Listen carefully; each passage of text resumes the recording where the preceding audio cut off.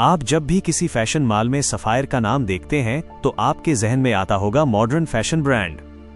मगर इस 1.35 billion empire की कहानी ना तो किसी मॉडर्न डिजाइनर से शुरू हुई और ना ही किसी फैक्ट्री से। इसकी शुरुआत हुई थी चिन्योट के एक आम किसान की मेहनत से। वो किसान जो बाद में ब्रिटिश इंडिया के लेदर एक्सपोर्टर बन गए। फिर आया 1947 के पार्टीशन का तूफान जो सब कुछ मिटा गया, और 1971 में कारोबार छोड़कर अपनी फैमिली की जान बचाई। ये कहानी थी उस बाप की विरासत और बेटे के जुनून की, जब एक 15 साल के बच्चे ने पढ़ाई और लेदर के कारोबार को छोड़कर धागे की ताकत पर भरोसा किया, और इस धागे से बन दिया पाकिस्तान की सबसे बड़ी फैशन इंडस्ट्री का ख्वाब। 1 करोड़ की शुरुआत, खलीज के टॉप टैलेंट को चुनने से लेकर प्लांट्स उगाने वाले शॉपिंग बैग्स तक, जानिए 3 नस्लों की वो हिम्मत जिसने सफायर को सिर्फ एक ब्रांड नहीं पाकिस्तान की पहचान बना दिया। आइए जानते हैं सफायर ग्रुप्स की तारीख का ऐसा सफर जो शायद आज तक आपने कभी नहीं सुना होगा।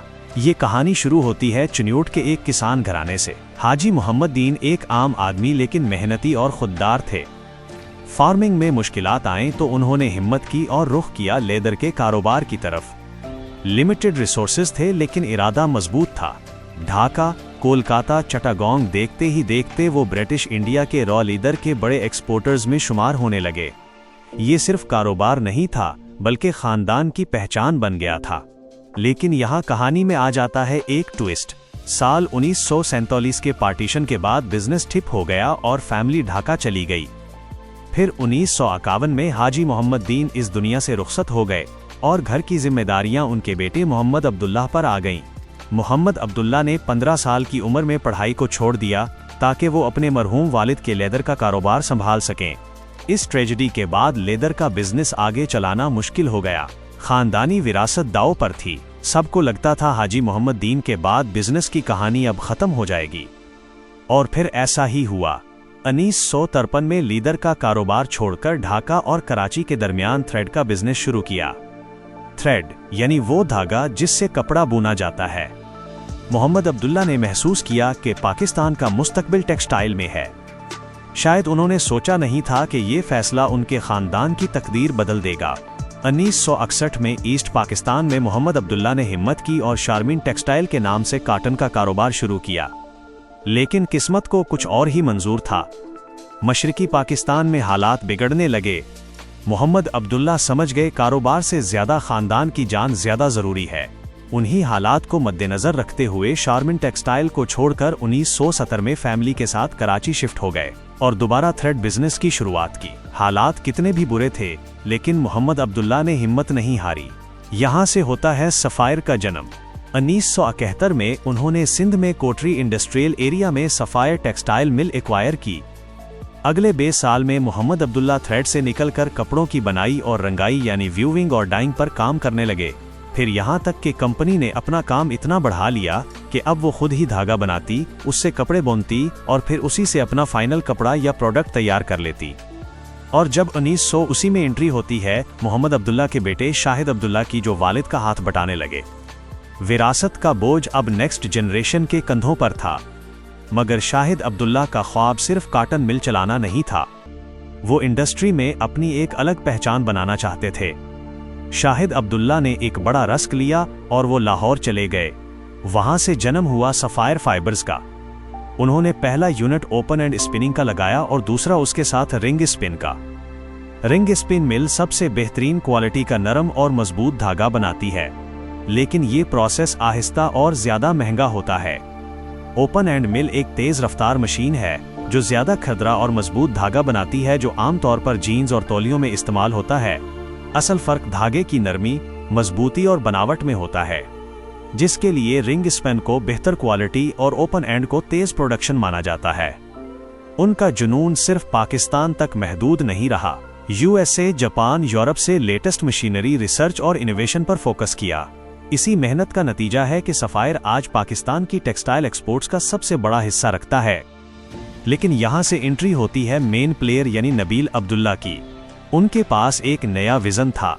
उन्होंने देखा कि पाकिस्तान में क्वालिटी डिजाइनर वेयर बहुत महंगा है। इस आइडिया को बोर्ड ऑफ डायरेक्टर्स से मीटिंग में डिस्कस किया। डायरेक्टर्स ने नबील अब्दुल्ला से कहा कि रिटेल एक अलग गेम है, हम स्पिनिंग यानी थ्रेड और कॉटन मिल्स को जानते हैं, कपड़े रिटेल इंडस्ट्री में बेचना हमारा काम नहीं है, हम रिस्क क्यों लें? नबील अब्दुल्ला ने समझाया कि रिस्क जरूरी है। हमारे पास 100% प्योर फैब्रिक है, हम डिजाइनर कपड़े अफोर्डेबल कीमत पर देंगे और मार्केट को बदल देंगे। इसी सोच के साथ 2014 में सफायर रिटेल लॉन्च हुआ। शुरुआत वुमेन्स वेयर से हुई, लेकिन वो बहुत तेजी से मीन्स वेयर, किड्स वेयर और एक्सेसरीज तक फैल गया। सफायर की एक खास बात यह भी रही कि उन्होंने खाड़ी और गुल अहमद जैसे ज्वाइंट्स के होते हुए अपनी जगह बनाई। दिसंबर 2014 में सिर्फ 1 करोड़ की इनिशियल इन्वेस्टमेंट से कराची के डोलमैन मॉल में एक छोटा सा स्टोर खोला था। इतना बड़ा टेक्सटाइल ज्वाइंट जिसका रेवेन्यू उस वक्त मिलियंस ऑफ डॉलर्स में था, उन्होंने रिटेल में इतनी छोटी शुरुआत क्यों की? दरअसल नबील अब्दुल्ला अपनी सप्लाई चेन की ताकत आजमाना चाहते थे। उनके पास अपनी स्पिनिंग, व्यूइंग और फिनिशिंग की फैक्ट्रीज मौजूद थीं।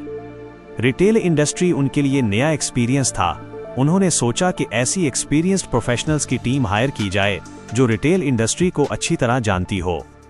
ये बात कम लोग जानते हैं कि जब सफायर मार्केट में उतरा तो उन्होंने खाड़ी, जो इस वक्त मार्केट लीडर था, वहां के की एम्प्लॉइज को एग्रेसिवली और अच्छी सैलरीज पर हायर करना शुरू कर दिया। इसका मकसद खाड़ी जैसी एस्टैब्लिश ब्रांड की वर्किंग नॉलेज, मार्केटिंग स्ट्रेटजीज और रिटेल एक्सपीरियंस को अपने ब्रांड में शामिल करना था। रिटेल इंडस्ट्री में अगर आप अपने कंपटीटर्स के टॉप टैलेंट को अपने साथ मिला लेते हैं तो ये एक साइलेंट बिजनेस विक्ट्री होती है। सफायर की डिजाइन फिलॉसफी हमेशा से क्वालिटी विद अफोर्डेबिलिटी रही है। 2019 में सफायर ने एक ऐसा चैलेंज लिया जो किसी ने सोचा भी नहीं था। उन्होंने कहा, हम प्लास्टिक बैग को खत्म करके इको फ्रेंडली माहौल बनाएंगे, क्योंकि हर साल फैशन स्टोर्स से लाखों प्लास्टिक बैग्स माहौल को बर्बाद करते हैं। सफायर ने शुरू किया लिटिल बाय लिटिल इनिशिएटिव। उनका सैड इन्फ्यूज्ड रिसाइकल्ड बैग 2 तरह से काम करता था। ये बैग्स पुराने कॉटन स्क्रैप्स और पेपर से बनते थे और बैग्स की बुनियाद में सब्जियों या फूलों के बीज डाल दिए जाते थे। जब आप उन बैग्स को मिट्टी में डालते हैं तो बैग डिकम्पोज होकर खत्म हो जाता है और उसकी जगह बीज जिंदा हो जाते हैं। सोचिए, आप शॉपिंग करते हैं और आपका बैग कुछ दिन बाद पौधा यानी प्लांट बन जाता है। ये बताता है कि सफायर सिर्फ कपड़े नहीं बेच रहा था, वो एक इको फ्रेंडली एनवायरनमेंट भी बना रहा था। 2024 आते आते सफायर सिर्फ पाकिस्तानियों का ब्रांड नहीं रहा। उन्होंने पहला इंटरनेशनल आउटलेट यूके के ब्रेडफोर्ड में खोला, फिर बर्मिंघम और 2025 में शारजा। 50 से ज्यादा स्टोर्स पाकिस्तान और दुनिया में अपनी पहचान बना रहे हैं। मगर सफायर की सबसे बड़ी जीत डॉलर और फैशन से ऊपर है। हाजी मोहम्मद दीन की लेगेसी को जिंदा रखते हुए उन्होंने इंसानियत को तरजीह दी। अंडर रिसोर्स्ड बच्चों के लिए स्कूल्स, गरीब खवातीन के लिए स्टिचिंग ट्रेनिंग इंस्टीट्यूट्स और एम्प्लॉइज के लिए मेडिकल फैसिलिटीज फराहम की। असल कामयाबी ये है कि आपका कारोबार पूरी कौम को बेहतर बनाए। सफायर ग्रुप ने सिखाया कि अगर आप जमीन से जुड़े रहें और ख्वाब बड़े देखें तो आप लेदर के कारोबार से उठकर इंटरनेशनल फैशन इंडस्ट्री के जॉइंट बन सकते हैं। व्यूअर्स, कमेंट्स में बताइए आपके घर में सफायर की कौन सी प्रोडक्ट्स मौजूद हैं और उनका कौन सा डिजाइन आपको बहुत ज्यादा पसंद है।